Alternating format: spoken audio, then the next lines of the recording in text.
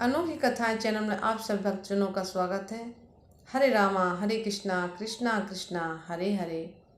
आज हम पार्वती गीता का चौथा भाग सुनाएंगे। उन पांचों में पृथ्वी तत्व तो प्रधान है और शेष चार की उसके साथ सहभागिता मात्र है। गिरिराज वह यह पांच भौतिक देह भी चार प्रकार का कहा गया है, जिसे मुझसे समझ लीजिए। अंडज, द्विजज, उद्भज और जरायुज ये उसके भेद हैं। महाराज, उनमें पक्षी, सर्प आदि अंडज हैं, मशक, मच्छर आदि सुदबेदज हैं, वृक्ष, झाड़ी आदि सुसुप्त चैतन्य वाले उभिदज हैं और मनुष्य, पशु आदि जरायुज हैं। शुक्र, रज आदि निर्मित देह को जरायुज समझना चाहिए। पुनः उस जरायुज को भी पुरुष, स्त्री तथा नपुंसक भेद से तीन प्रकार का जानना चाहिए। पर्वतराज, शुक्र की अधिकता से पुरुष, रज की अधिकता से स्त्री तथा उन दोनों की समानता से नपुंसक होते हैं। अपने कर्मों के वशीभूत जीव ओस कणों से संयुक्त होकर पृथ्वी तल पर गिरने पर धान वनस्पति के बीज पहुंचाता है। वहां रहकर चिरकाल तक कर्म भोग करता है। पुनः जीवों के द्वारा उसका भोग किया जाता है। तदंतर पुरुष के देह में गुहेंद्रियों में प्रविष्ट होकर वह वीर्य रूप हो जाता है। उसी कारण से वह जीव भी वीर्य में सन्निविष्ट हो जाता है। महामते, तत्पश्चात ऋतुकाल में स्त्री के साथ पुरुष का संयोग होने पर वीर के साथ साथ वह जीव भी माता के गर्भ में पहुंच जाता है।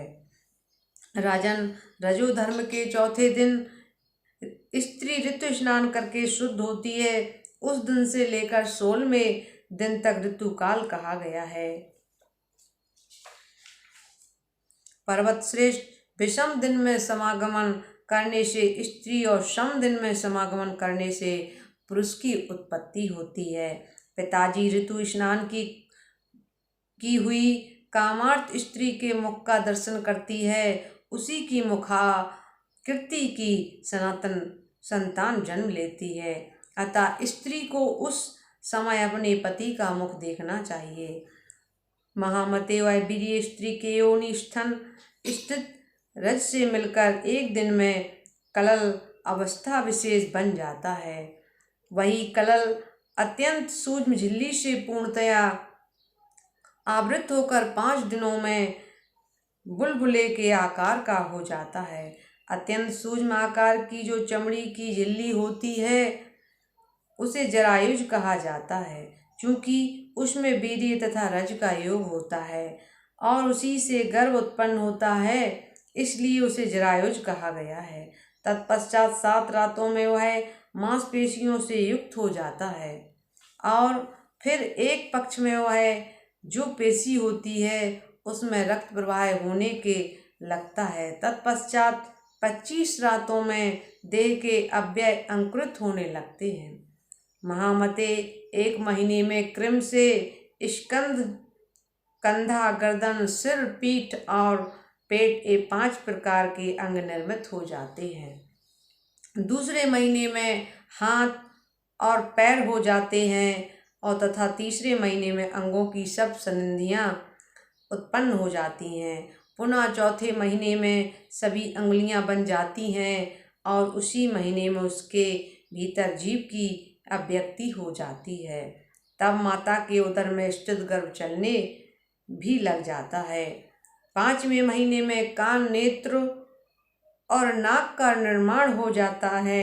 ऐते उसी महीने में मुख, कमर, गुदा, शिशिन, लिंग और गुहा अंग और कानों में दोनों छिद्र भी बन जाते हैं। उसी तरह 6ठे महीने में मनुष्य की नाभि बन जाती है और 7वें महीने में केश, रोम आदि उग आते हैं। 8वें महीने में गर्भ में सभी अवयव स्पष्ट रूप से अलग अलग बन जाते हैं। इस प्रकार पिताजी जन्म के पश्चात उगने वाले दाढ़ी, मूछ और दांत आदि को छोड़कर सभी अंग कृमि से निर्मित हो जाते हैं।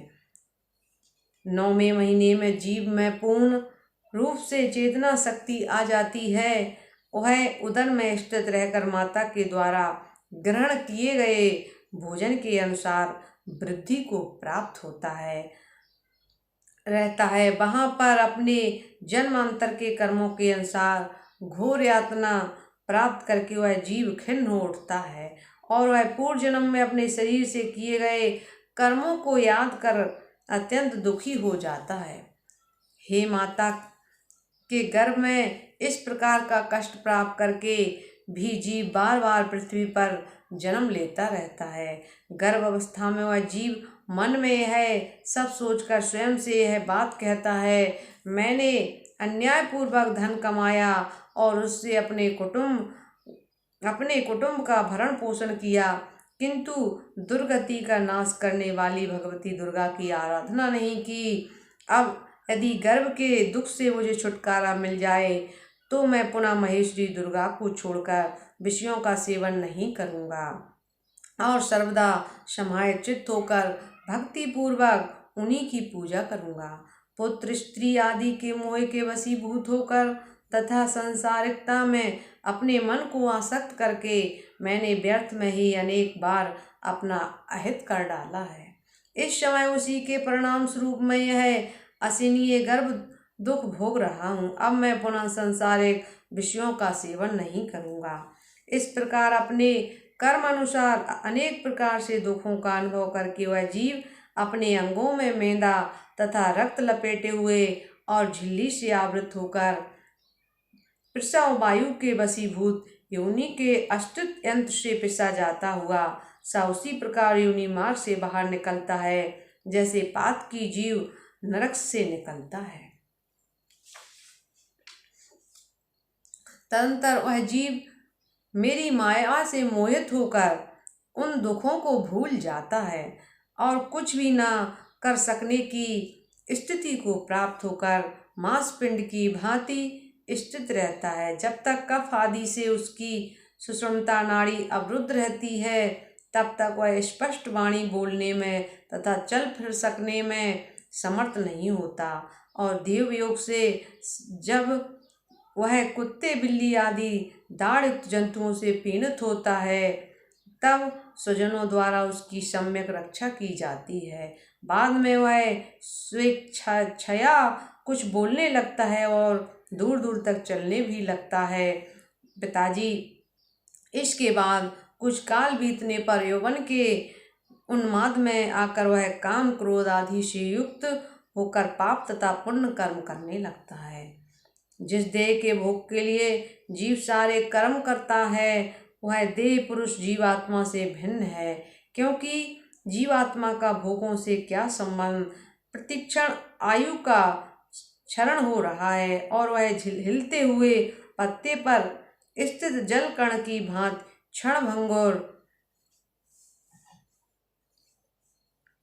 महाराज विषय वासना संबंधी सभी सुख के समान प्रतीत मात्र है, फिर भी जीव के अवमान में कोई कमी नहीं होती है। मेरी माया से मोहित हुआ जीव यह सब नहीं देखता, वह भोगों को शाश्वत समझकर केवल उन्हें ही देखता है और भूधर आयु के पूरा हो जाने पर काल जीवों को अकस्मात उसी भांति ग्रस लेता है जैसे सर्प अपने पास आए हुए मेंढक को क्षण भर में ग्रस लेता है। महान कष्ट की बात है कि यह भी जन्म व्यर्थ ही बीत गया और इसी प्रकार दूसरा जन्म भी व्यर्थ ही चला जाता है। विषय भोगों का सेवन करने वाले का उद्धार होता ही नहीं, अतः आत्म तत्व का विचार करके वासनात्मक सुख का परित्याग कर शाश्वत ऐश्वर्य की प्राप्ति कामना करते हुए मेरी उपासना में तत्पर रहना चाहिए, तभी ब्रह्मा से स्थिर संबंध बनता है। अपनी आत्मा को देह आदि से पृथक निश्चित करके मिथ्याजनित देह आदि की ममता का त्याग कर देना चाहिए। पिताजी, यदि आप सांसारिक दुखों से छुटकारा चाहते हैं तो एकाग्र चित्त होकर मेरी भक्ति पूर्वक मुझ ब्रह्म स्वरूपिणी भगवती की आराधना कीजिए। हिमालय बोले, देवी यदि आपका आश्रय ग्रहण न करने वालों की मुक्ति है ही नहीं तो कृपा करके मुझे यह भी बताइए कि मनुष्य किस प्रकार आपकी शरण प्राप्त करे। माता, देह बंधन से छुटकारा के लिए मोक्ष की इच्छा रखने वाले को आपके किस रूप का ध्यान करना चाहिए और आपकी कैसी परम भक्ति करनी चाहिए। श्री पार्वती जी बोली, हजारों मनुष्यों में कोई कोई सिद्धि के लिए प्रयास करता है और कोई सिद्धि के लिए तत्पर। इन हजारों लोकों में भी कोई कोई भी मुझे वस्तुतः जान पाता है। तात मुमुक्षुओं को देह बंधन से मुक्ति के लिए मेरी निष्कल सूक्ष्म वाणी से परे अत्यंत निर्मल निर्गुण परम ज्योति स्वरूप सर्वव्यापक एकमात्र कारण रूप विकल्प रहित आश्रयहीन और सच्चिदानंद ग्रह वाले स्वरूप का ध्यान करना चाहिए। तात मैं बुद्धिमानों की सद्बुद्धि हूँ। पर्वतराज मैं ही पृथ्वी में पवित्र गंध के रूप में विद्यमान हूँ। मैं ही जल में रस के रूप में व्याप्त हूँ। चंद्रमा की प्रभा में मैं ही हूँ। मैं ही तपस्वियों की तपस्या हूँ। सूर्य का तेज मैं ही हूँ और बलवान प्राणियों का काम राग आदि से रहित बल भी मैं ही हूँ। राजेंद्र, मैं समस्त कर्मों में पुण्यात्मक कर्म हूँ। छंदों में गायत्री नामक छंद हूँ। बीज मंत्रों में प्रणव ओमकार हूँ और सभी प्राणियों में धर्म अनुकूल काम हूँ। भूधर, इसी प्रकार और भी जो सात्विक, राजस तथा तामस भाव हैं वे मुझसे ही उत्पन्न हुए हैं और मेरे अधीन हैं और मुझ में ही विद्वान हैं। पर्वत श्रेष्ठ, मैं उनके अधीन कदापि नहीं हूँ। महाराज, माया से मोहित हुए लोग मेरे इस सर्वव्यापी अद्वितीय परम तथा निर्विकार रूप को नहीं जान पाते हैं, किंतु जो लोग भक्ति पूर्वक मेरी उपासना करते हैं वे इस माया को पार कर जाते हैं। ऋक् आदि श्रुतियाँ भी मेरे परम ऐश्वर्य को नहीं जानती हैं। पिताजी, नंगश्रेष्ठ सृष्टि के लिए मैंने ही अपने रूप को स्त्री तथा पुरुष भेद से दो भागों में विभक्त किया है। शिव ही प्रधान पुरुष है और शिवा ही परम शक्ति है। महाराज, तत्वदर्शी योगीजन मुझे ही शिव शक्ति से युक्त ब्रह्मा एवं परात्पर तत्व कहते हैं। मैं ब्रह्म रूप से इस चराचर जगत की सृष्टि करती हूँ। परम पुरुष विष्णु होकर इस संपूर्ण विश्व का पालन करती हूँ और अंत में अपनी इच्छा से दुराचारियों के समन के उद्देश्य से महारुद्र रूप से संहार करती हूँ। इसी तरह महामते में राम आदि रूपों से पृथ्वी पर बार बार अवतार लेकर दानवों का वध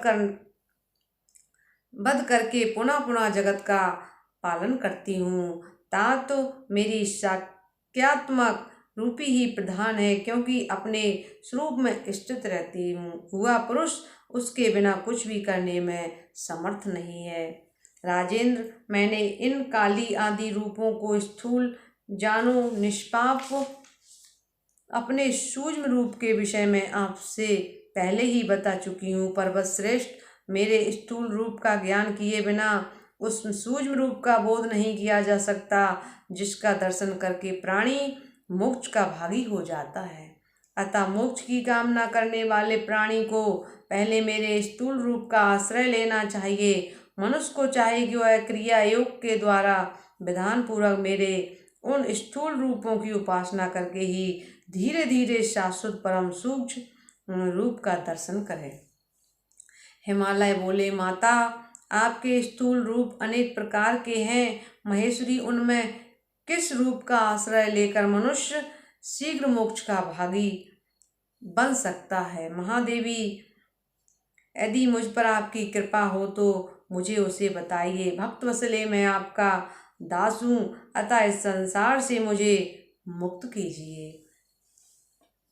श्री पार्वती बोली, भूधर, मेरे स्थूल रूपों से यह संपूर्ण जगत ही व्याप्त है, फिर भी शीघ्र मुक्ति प्रदान करने वाली मेरी देवी देवी मूर्ति सर्वाधिक आराधनीय है। महामते, वे देवी भी मुक्तदायिनी 10 महाविद्या नाम से अनेक रूपों वाली हैं। महाराज, मुझसे उनके नाम सुन लीजिए। महाकाली, तारा, षोडशी, भुवनेश्वरी, भैरवी, बगला, बगलामुखी, छिन्ना, छिन्नमस्ता, महात्रिपुर सुंदरी, धूमावती और मातंगी नामों वाली ये मनुष्यों को मोक्ष फल प्रदान करने वाली हैं। इनकी परम भक्ति करने वाला निसंदेह मोक्ष को प्राप्त कर लेता है। तात आप मन और बुद्धि से मेरे प्रति समर्पित होकर इनमें से किसी एक का क्रिया योग के द्वारा आश्रय ग्रहण कीजिए।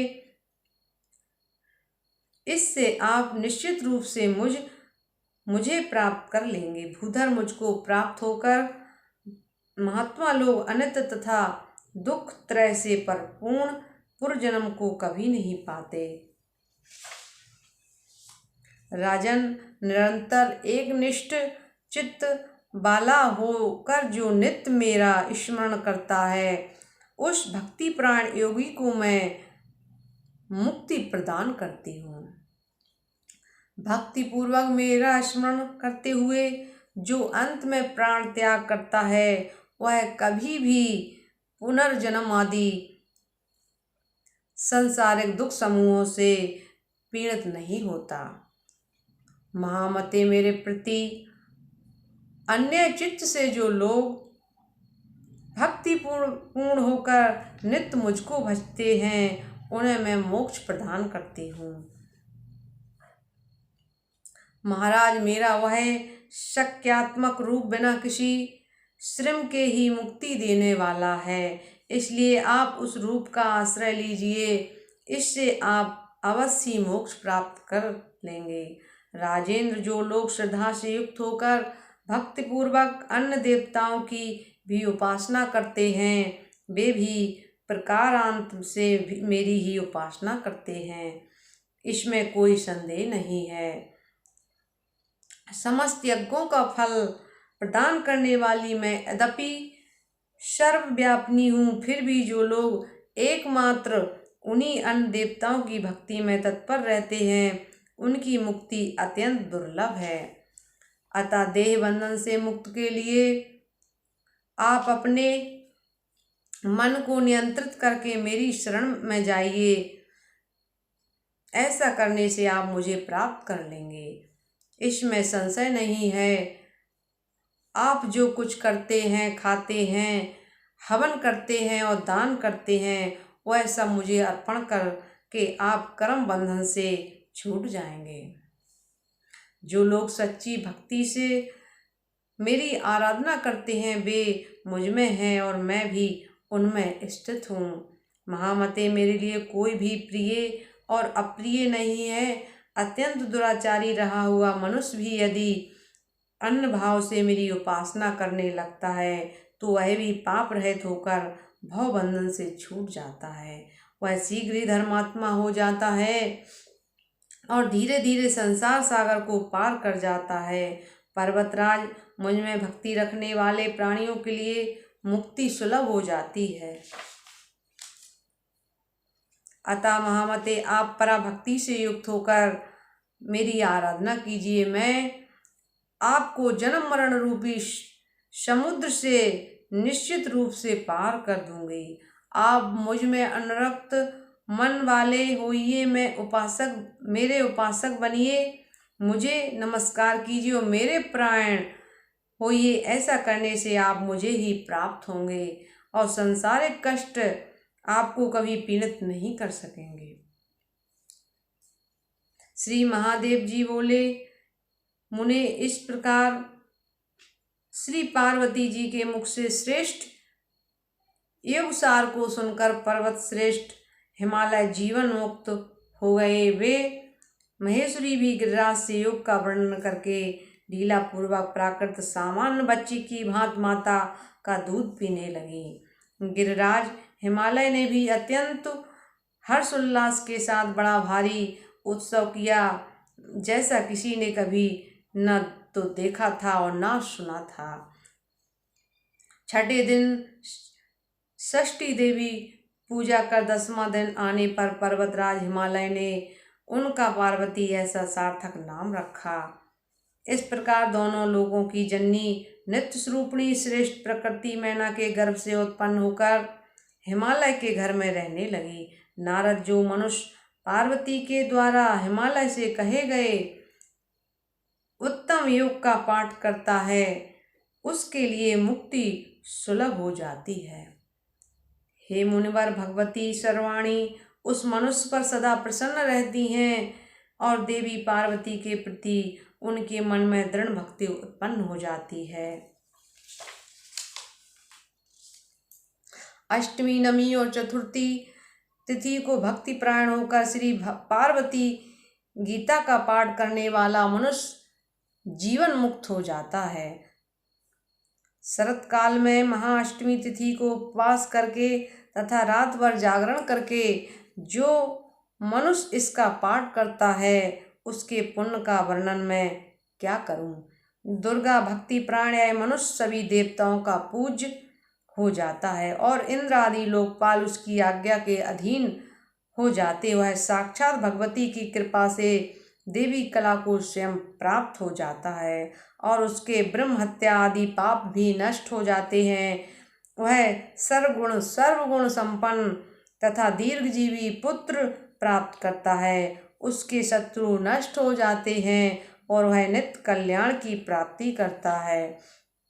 अमावस्या तिथि के आने पर जो मनुष्य भक्ति पूर्वक इस श्री पार्वती गीता का पाठ करता है, वह सभी पापों से मुक्त हो जाकर दुर्गा तुल्य हो जाता है। जो बेल की वृक्ष के सानिध्य में बैठकर अर्धरात्रि में इसका पाठ करता है, उसे 1 वर्ष में ही दुर्गा साक्षात दर्शन देती हैं।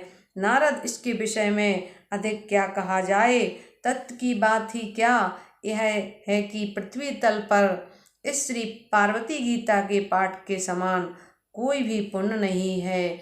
मुनि श्रेष्ठ, इस लोक में तप, यज्ञ, दान आदि कर्मों के फल तो परमित हैं, किंतु इस भगवती गीता के पाठ के फल की कोई सीमा नहीं है। बोलिए भक्तवत्सल भगवान की जय।